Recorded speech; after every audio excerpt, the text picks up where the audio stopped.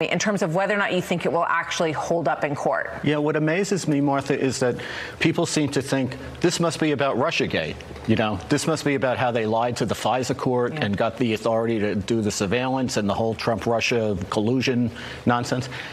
This is not that. This is sort of a petty thing about the Clinton campaign. But if you look at the underlying facts of the indictment, to the extent you can make them out, because the indictment almost fails as an indictment in that it doesn't give you notice of what he's actually done. But factually, there's nothing there. So this smacks of wanting to put Comey through the process, which is what lawfare is. The penalty is the process. And I think Trump feels that that's what was done to him. And I don't think he particularly is that interested in whether Comey ultimately gets convicted or not. He wants to put him through the process. The problem he has is those lawyers at the Justice Department, when they sign off on those pleadings, they have an ethical responsibility to at least bring a case that has a reasonable chance of prevailing, and this is not that case. All right, we'll see what happens. It's Martha McCallum substituting for Shannon Bream on Fox News Sunday, and she's more openly partisan than even Shannon Bream is. You can just hear the disappointment in her voice, just like Maria Bartiromo when Andy McCarthy effectively told her the same thing on Fox News just a couple of days ago. Okay, listen, I've been critical of James Comey. Andy McCarthy said, I think that the investigations into Donald Trump were largely weaponized, politicized bullshit. I'm with you, Mr. President, if you're watching. Oh, everybody was so mean to you. And even I have to admit that this is just petty revenge by Trump and that there is no merit to this particular indictment. So Donald Trump, in Andy McCarthy's eyes, has become the very thing that he was complaining about to begin with. Now, those of us paying attention and who are not as conservatively biased as Andy McCarthy understood that Trump was always that guy. It was Trump who began the process of the weaponized Justice Department. Donald Trump, who publicly campaigned in 2016 on prosecuting President Obama and Hillary Clinton, his primary opponent. And he tried publicly and privately after winning the presidency in his first term to go after his political opponents like Hillary Clinton, like the Obamas, like James Comey, like John Kerry. And there were investigations into many of these people, but then the Trump Justice Department came back and said, hey, listen, we tried to get them, but there's just nothing there to get them on. And Trump at the time was persuaded to let it go, even though he would occasionally pop it back up again, like, oh, what about this? And they'd have to come back and say, sorry, we looked into it and there's nothing there. The difference is, as bad as Trump was then, and he was objectively bad, and anyone who tells you otherwise is just either stupid or a liar, he's much worse now. Now, he won't take no for an answer at all. If you come back and tell him, hey, listen, we can't go after your political opponents because we've tried, and there's just nothing to get them on, he'll give him the finger and say, you're fired. I'll find someone who will go ahead and do this full court press anyway, which is what he did in the case of James Comey. Now, the Wall Street Journal editorial board finally dropped an opinion on this, okay? And this is the sister publication of Fox News, okay? They say the Comey revenge, or the Comey-Trump revenge cycle, it's a historic tragedy that Trump didn't fire Comey in 2017, okay? Even though he did, all right? Let's take a look.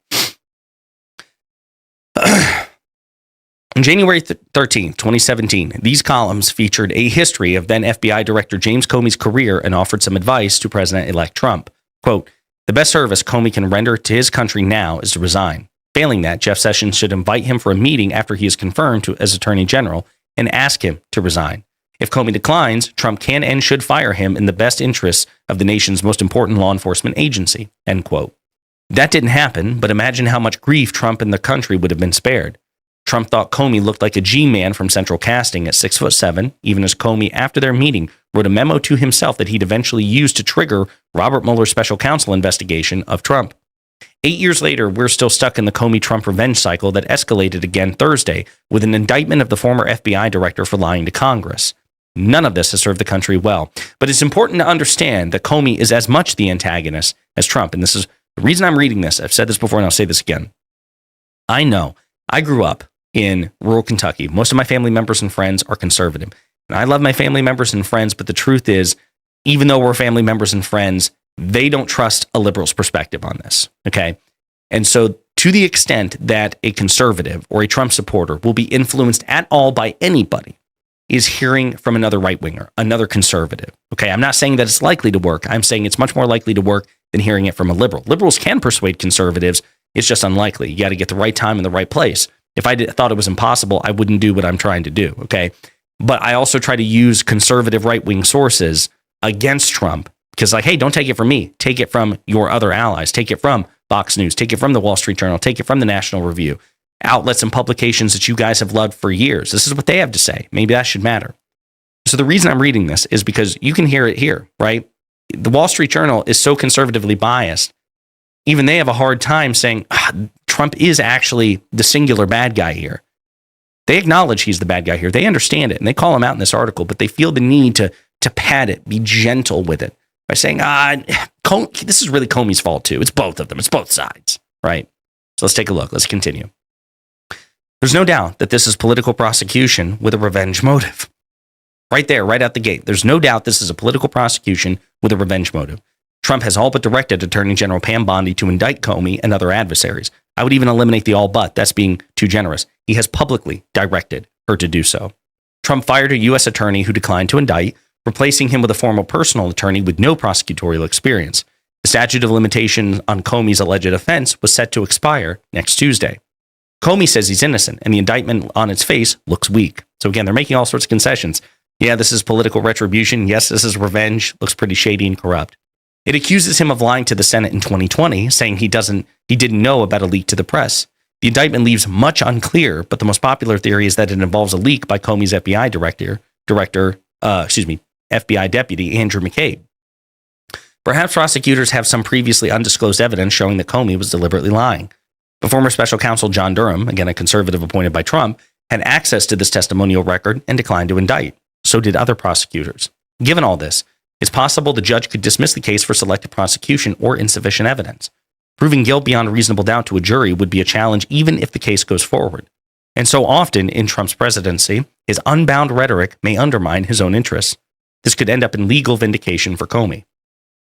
So again, even they are forced to reluctantly call out Trump for this. Yet, please spare us the media narrative that this prosecution shatters norms at the Justice Department. Comey led an FBI that spread lies about Trump's ties to Russia in an attempt to defeat him in 2016. Again, no evidence that's the case.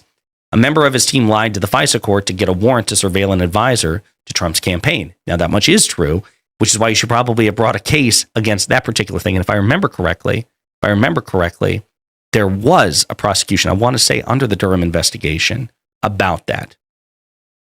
I'm pretty sure that's the case. But this is a separate issue altogether. That's the problem. That's the issue with Trump. The Biden Justice Department prosecuted Trump in an attempt to disqualify him for a second term. Well, nothing about Trump being prosecuted would have prevented him from serving a second term because there's nothing that says a convicted felon can't become president of the United States. Trump is a convicted felon because over 34 felony counts he was convicted of in Manhattan, and he still was elected president and serving as president now. The attempt to disqualify him by way of the 14th Amendment, that had nothing to do with the Biden Justice Department or the Biden administration. As a matter of fact, those lawsuits were largely brought in states by Republican critics of Trump himself, who thought, hey, I'm a conservative, I'm a Republican, this guy's the Republican nominee, he has betrayed the Republican Party and conservatism by fomenting an insurrection against the United States. The 14th Amendment, Section 3, says that he's disqualified. So again, the Wall Street Journal is being much too liberal, pun intended, with their grace and charity to Trump here to try to both sides this issue. New York prosecutors indicted him, and Attorney General Letitia James campaigned explicitly on a promise to find something to charge against him. Well, guys, if you have an issue with that, that's what Trump did in 2016, 2020, and 2024, explicitly campaigning on explicitly prosecuting his political opponents. Target the man, then find the crime. Again, that was Trump's approach. That's what Trump now wants the justice to do, but the Biden crowd was there first. Again, no evidence of that whatsoever. The more charitable argument would be Trump committed crimes. The Biden Justice Department bent over backwards to avoid prosecuting him. Trump forced their hand. They ultimately went along with prosecuting him. That's totally different. But again, I digress. Comey is portraying himself as a victim, but many of his prosecutorial targets know how he feels. There was Frank Quattrone, the Wall Street financier, indicted for obstruction of justice based on a snippet of an email. His conviction was tossed on appeal.